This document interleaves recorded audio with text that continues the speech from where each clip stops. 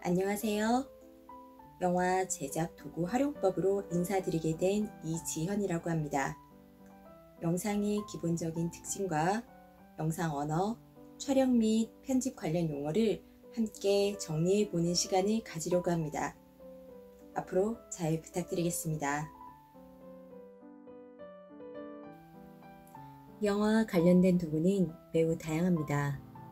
그 중에서도 촬영과 편집, 이 과정에 사용하는 디바이스나 장비, 플랫폼에 관해 살펴보려고 합니다. 그럼 조금 더 효과적인 영화 제작에 도움이 될 것이라 생각합니다. 이번 시간은 도구를 알아보기에 앞서 영상의 구조, 알아두면 좋을 영화의 기본적인 용어에 대해 정리해 보려고 합니다. 본격적인 시작에 앞서 두 개의 편지가 여러분에게 도착했습니다. 각 편지의 내용을 보시고 이 편지를 영화로 만든다면 어떤 장르, 어떤 종류의 영화가 떠오르는지 생각해 봐 주시길 바랍니다. 첫 번째 편지입니다.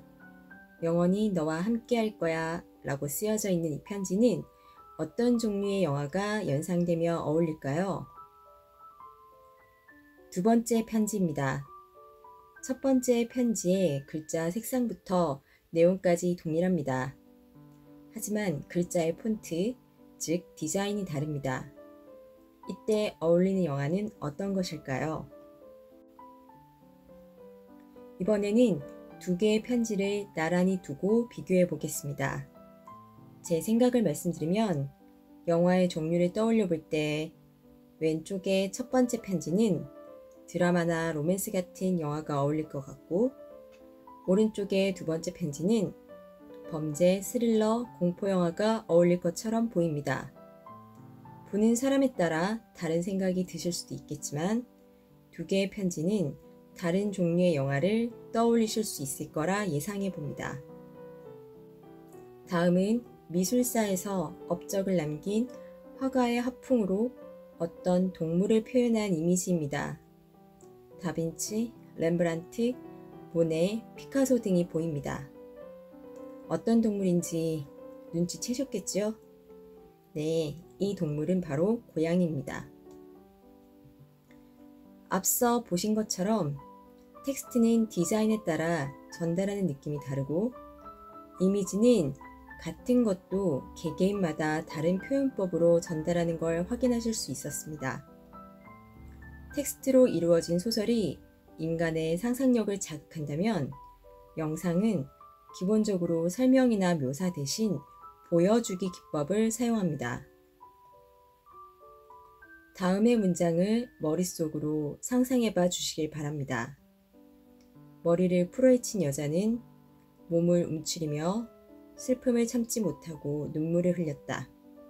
이렇게 텍스트로 표현된 장면을 영상에서는 화면과 사운드 그리고 움직임을 넣어서 생생하게 보여줄 수 있을 겁니다.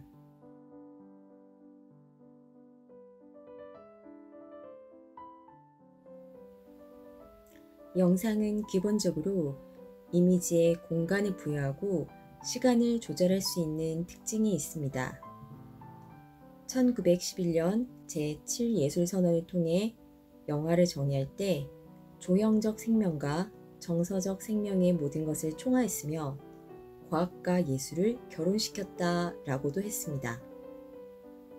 과학과 기술로 정지된 이미지에 시간과 공간을 확장하고 빚어낸 매체라고 볼 수 있습니다. 영화의 내부 구조를 살펴보겠습니다. 첫 번째로 시각적 요소인 이미지입니다. 눈에 보이는 장면으로 사진, 그림, 영상이 해당됩니다. 두 번째로는 청각적 요소인 사운드가 있습니다. 사람의 말소리, 주변의 소음, 배경음악, 효과음, 내레이션 등이 포함됩니다. 세 번째로는 자막과 효과입니다. 이미지와 소리로 표현하기 어려운 것을 보충하고 중요한 내용을 강조하는 역할을 합니다. 네 번째로 가장 중요한 이야기입니다. 이는 직접적으로는 드러나지 않지만 사실 가장 중요한 영상의 재료라고도 할 수 있습니다. 1919년 최초의 연쇄활동극 의리적 구토에서부터 2019년 한국 영화는 100주년을 맞이했습니다. 기생충의 경우 72회 칸 영화제에서 황금 종려상, 보수적이고 폐쇄적인 제92회 아카데미 시상식에서는 한국 영화 최초로 작품상, 감독상, 각본상, 국제영화상을 수상하는 쾌거를 얻기도 했습니다.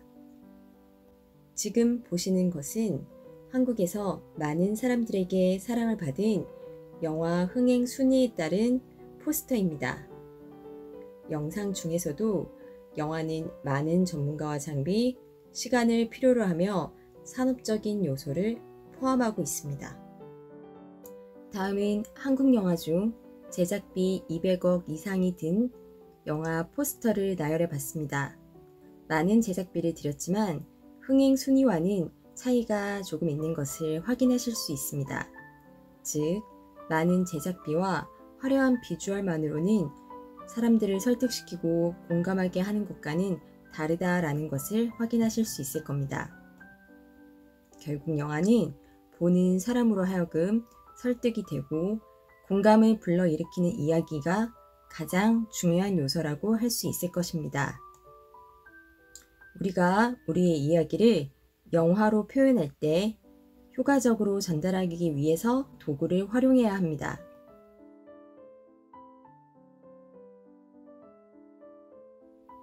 다음은 영화의 이야기, 즉 시나리오에서의 단위를 정리해 보려고 합니다. 샷, 테이크. 영화의 기본 단위로 카메라가 한번 작동 후 멈출 때까지의 단위입니다. 그 다음은 씬, 동일한 장소, 동일한 시간에 일어나는 샷의 집합인 바로 장면이라고 할 수 있겠습니다. 세 번째, 시퀀스. 서로 연관된 씬의 집합으로 이 시퀀스들이 모여 한 편의 영화가 만들어지는 것입니다. 이야기 속의 샷은 카메라에서의 테이크라는 용어와는 약간의 차이가 있습니다. 하나의 장면을 얻기 위해 여러 번 촬영을 하게 되고, 이때 여러 번 촬영한 장면 중에서 마음에 드는 장면이 이야기의 샷과 편집에서 사용되는 컷이 됩니다. 영화의 이야기, 즉 시나리오 속의 용어와 이번에는 소설에서의 단위를 비교해 보겠습니다. 소설에서 문장이 모여 문단이 되고 문단이 모여 하나의 장, 챕터가 되는 것과 비슷하다고 볼 수 있겠습니다. 영상 촬영 시에 쓰이는 화면의 사이즈에 관련된 용어입니다. 하고자 하는 이야기를 잘 드러내기 위해 화면을 구성할 때 결정해야 되는 사항들이 많습니다. 촬영을 하고자 하는 사람을 피사체라고 할 때 사람의 신체 전체를 찍을 것인가, 일부분을 강조할 것인가, 정면에서 바라볼 것인가, 위나 아래를 향하게 할 것인가, 한 명을 중심으로 찍을 것인가, 여러 명을 한 번에 찍을 것인가, 이때 카메라는 고정인가, 움직임을 넣을 것인가. 지금 보시는 세 마리의 상어는 영상 언어적인 측면으로 봤을 때 같은 사이즈입니다. 즉, 한 편의 영화를 휴대폰으로 보거나 TV로 보거나 같은 시간대라면 같은 장면이며, 이는 영상 언어에서도 같은 사이즈라는 뜻입니다. 화면에 보이는 상어의 모습이 다를 때 이때는 사이즈가 다르다고 할 수 있습니다. 정보의 양이 많을수록 화면의 사이즈가 크다고 볼 수 있습니다. 화면의 사이즈는 피사체와 카메라의 거리를 말한다면 화면의 앵글은 피사체를 보는 카메라의 위치를 말합니다. 화면의 사이즈를 상세히 알아보겠습니다. 신체의 일부를 강조하는 클로즈업, 주로 민증 사진에서 볼 수 있는 바스트샷, 허리까지 찍는 웨이스트샷, 무릎까지 찍는 니샷, 전신을 다 찍는 풀샷, 피사체보다 배경을 더 강조하는 롱샷으로 구분할 수 있습니다. 화면의 사이즈별로 다시 한번 살펴보겠습니다. 화면의 앵글은 다음과 같습니다. 피사체보다 카메라가 위에 있는 경우는 하이 앵글, 피사체와 카메라의 눈높이가 같은 경우는 아이 앵글, 피사체보다 카메라가 아래에 있는 경우를 로우 앵글이라고 합니다. 화면을 구성할 때 쓰이는 또 다른 용어입니다. 피사체의 머리 위, 발 아래에 여백을 주어 안정감을 줍니다. 여백이 없는 이미지의 경우 답답함을 느끼게 하기 때문에 특별히 연출자가 의도를 가진 것이 아니라면 여백을 넣어주는 것이 좋습니다. 다음 두 장의 그림을 비교해 보겠습니다. 피사체의 시선이 향하는 방향으로 여백을 주는 것을 루킹룸이라고 합니다. 움직임이 많을 시에도 루킹룸을 지키는 모습을 보실 수 있습니다. 촬영 시 현장에서 사용하는 신호입니다. 촬영이 준비되면 연출자가 레디, 카메라, 카메라 감독이 롤 외친 다음 카메라를 작동시킵니다. 그 후 연출자가 액션을 외치면 슬레이트가 장면 번호를 이야기한 후 연기자가 연기를 시작하게 됩니다. 촬영을 끝낼 때에는 연출자가 컷을 외치면 카메라 감독이 카메라를 멈추고 감독은 그 장면이 잘 되었다면 오케이, 문제가 있다면 NG, 특별히 문제가 있는 건 아니지만 한 번 더 촬영을 해야겠다고 결정할 때에는 킵이라고 외칩니다. 연출자는 장면이 끝날 때마다 현장에서 결정을 내려야 하고 이를 스태프들에게 알려야 합니다. 우리가 많은 사람들에게 영화로 소통하고 공유하고 싶다면 각종 영화제에 출품할 수 있습니다. 각 영화제마다 출품 규격이라는 것이 있습니다.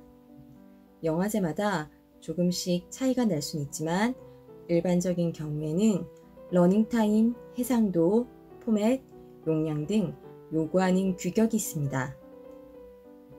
다음 차시에는 이러한 영상 관련 기술 용어와 촬영 도구 디바이스에 대해 알아보겠습니다. 감사합니다.